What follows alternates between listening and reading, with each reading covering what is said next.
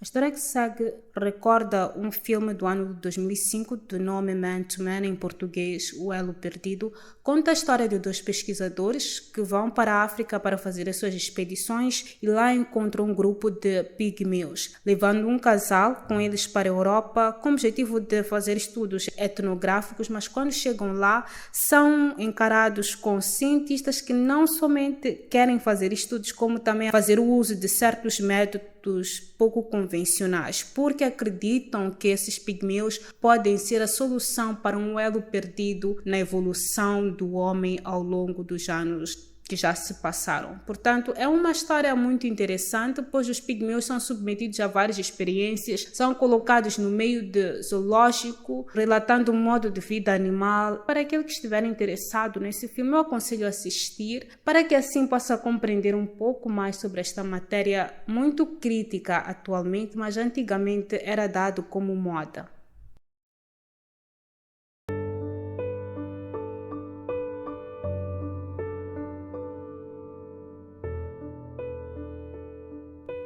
A história é repleta de eventos drásticos, maravilhosos e de grandes conquistas, mas também tem o seu lado negro, onde o jugo, a lei dos mais fortes sobre os mais fracos, sempre prevaleceu desde os primórdios da humanidade. A história de certeza tem a sua forma engraçada de se repetir, mas também tem a sua forma dramática de revelar a pouca humanidade que ainda nos resta. Antes que iniciemos em falar sobre Ota Benga, que será o nosso foco para hoje, é necessário saber em que época nós nos encontramos ao longo da história. Em meados do século XIX, precisamente nos anos de 1800, vários fatos determinaram o desenvolvimento da sociedade e a adaptação desta para uma nova era. Havia o decorrer da Revolução Industrial, as descobertas de muitas outras terras para além das Américas e do continente africano, a prática de determinadas culturas seletivas, o comércio triangular, bem como o comércio dos escravos. Era assim considerado um comércio de escravos, pois estes no mercado eram vistos como bens, como mão de obra barata na qual podiam ser usadas para as plantações e os trabalhos mais pesados.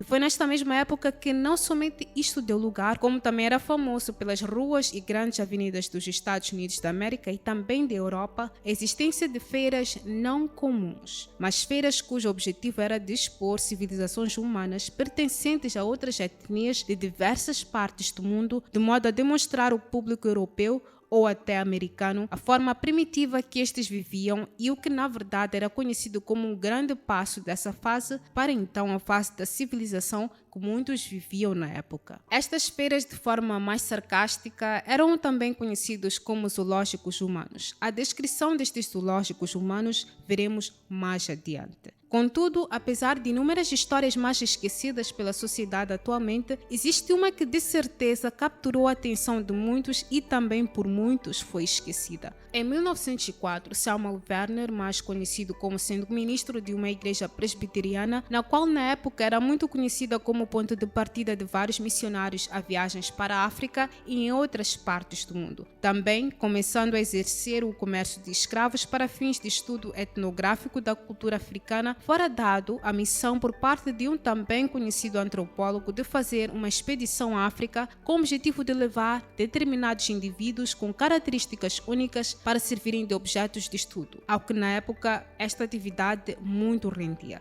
Werner aceitou de bom grado. Não somente iria trazer escravos, como também animais de certos pontos de África. Na verdade, o objetivo desta expedição e também do estudo trazia consigo um lado obscuro. Seria uma exposição onde cada grupo recolhido deveria demonstrar uma etapa do desenvolvimento humano, de modo, assim, a relatar na prática a antropologia em civilizações ainda em fase de desenvolvimento. Werner rumou à África sabendo destes propósitos. Aqui inicia a história de Ota Benga. Nos terrenos úmidos da floresta congolesa, residia lá um grupo étnico de pigmeus. Para quem não está familiarizado com este termo pigmeus, são um grupo de pessoas que crescem não mais que 1,5 m de altura. Isto é, eles têm uma altura média de uma criança de 8 anos aos 10 anos de idade. Este grupo estão presentes não somente em África, como também em certas partes da Índia e da Ásia. Ota Benga tinha sua família, uma mulher e um filho, contudo, a vida em seu vilarejo não estava longe dos olhos depois potenciais compradores de escravos. Para que tenham uma ideia, o Congo naquela altura estava sob o domínio do Reino da Bélgica, o que fazia desta porção de terra africana uma parte que era intensamente explorada não apenas pelos seus recursos minerais, como também pela procura de escravos. Os que capturavam eram o corpo pessoal de militares do rei da Bélgica e estes, identificando o vilarejo de Ota, enquanto este ainda estava na caça, destruíram o vilarejo e mataram os residentes que lá estavam, dentre eles a mulher e o filho de Ota Benga. Voltando à sua atividade de caça, Ota foi levado cativo e, junto com os outros, entra sob a custódia do grupo de militares. Foi nesse momento que o caminho de Ota e de Werner se cruzaram. Tendo em conta os pedidos específicos que a ele foram dados, Samuel Werner viu em Ota uma oportunidade que não podia desperdiçar.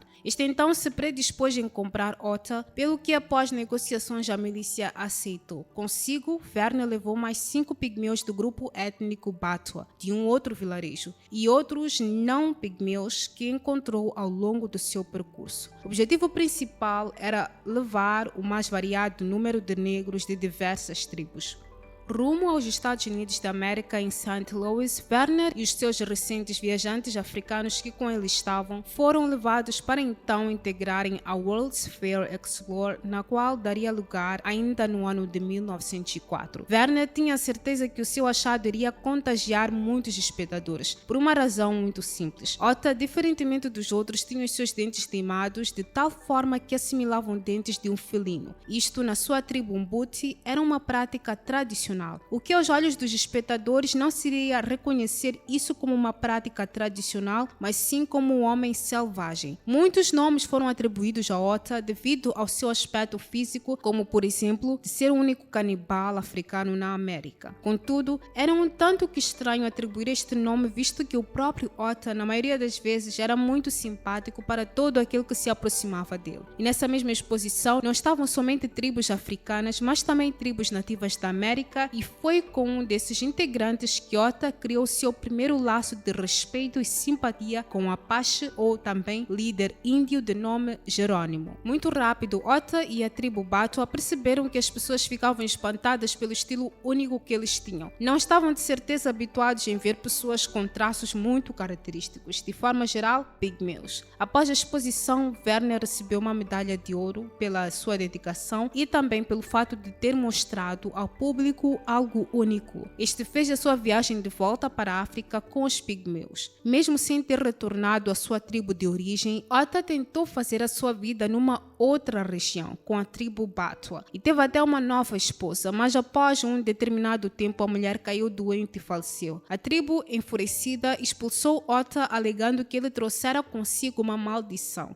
E sem muitas saídas em mente, Ota conseguiu encontrar-se mais uma vez com Samuel Werner para então retornar aos Estados Unidos da América. Mas antes que lá pudesse estar, ambos viajaram para certas regiões ainda no continente africano. Uma vez estando nos Estados Unidos em 1906, Werner, não vendo muita perspectiva para o futuro de Ota, o levou para o Bronx Zoo, em Nova York, onde lá pediria ao diretor para que ele limpasse as jaulas de certos animais. Trabalho este que Ota passou a realizar no zoológico. Contudo, funcionários notaram que os visitantes mais se interessavam nele do que em ver os animais. Não muito tempo se passou até que ele mesmo compartilhava a jaula com animais, na sua maioria macacos. Atitude esta que até foi apoiada pelo secretário da Sociedade Zoológica de Nova York. Portanto, a vida de Ota, antes em sua tribo, de seguida retirada da sua tribo para servir como exposição de estudo, seria pior a partir daquele momento. Inúmeras vezes, para então dar ênfase a uma matéria de destaque nos jornais de Nova York, dizia-se: selvagem compartilha jaula com macacos. E na jaula de Ota, funcionários colocavam até ossos para dar a entender que ele era um homem genuinamente da selva e primitivo. Estima-se que o zoológico de Bronx, na época em que Ota esteve em exposição, chegou a ter mais de 500 visitantes. Contudo, não eram todos que viam isto de bom grado. Esse fato chegou ao conhecimento de um ministro de nome James Gordon, na qual comentou: a nossa raça, nós assim pensamos, que já estamos suficientemente depressivos.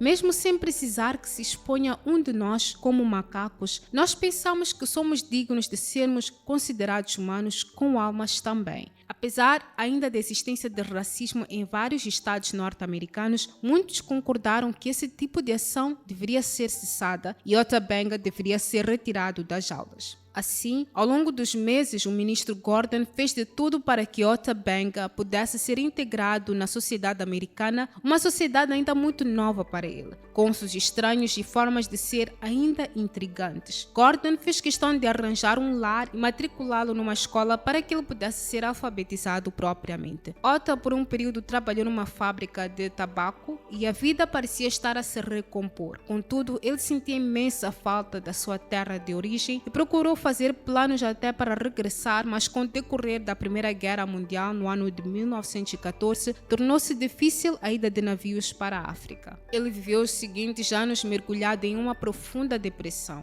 Apesar da ajuda a ele dada, nada podia se comparar em estar de volta à sua casa, uma vez devastada pelas forças militares do Império da Bélgica. Fontes dizem que foi numa noite, em 1920, Benga saiu de casa e foi para um celeiro abandonado. Tendo consigo uma pistola, ele apontou para o seu coração e de seguida atirou-se. A vida de Ota demonstrou o quão a história tem o seu lado negro. Uma vez falado, ninguém mais quer comentar. Não somente a história de Ota Benga, como também a de muitas tribos que na época viram a sua cultura e práticas comparadas a de atos de animais selvagens, sem ao menos conseguirem ter a oportunidade de protestar contra isso. Com o fim trágico de Ota Benga, para onde foi então a pessoa que o trouxe para a América em primeiro lugar? O que aconteceu com Samuel Werner, o ministro que depois virou mercador de escravos e animais, foi um tanto que interessante. Ele próprio disse que nada ganhou com a exposição de Ota Benga na World's Fair. Pouco se sabe dele depois que Ota foi para o Bronx Zoo. Quanto ao futuro dos zoológicos humanos na época, não terminou de maneira com a saída de Ota no zoológico, mas essa prática cessou apenas em 1958. A vida de Ota Benga de certeza nunca mais fora a mesma, antes servindo como foco de curiosidade para espectadores, para que depois fosse comparado como um animal vivendo numa jaula com animais. E de certeza nós temos ainda muito que aprender com o lado visível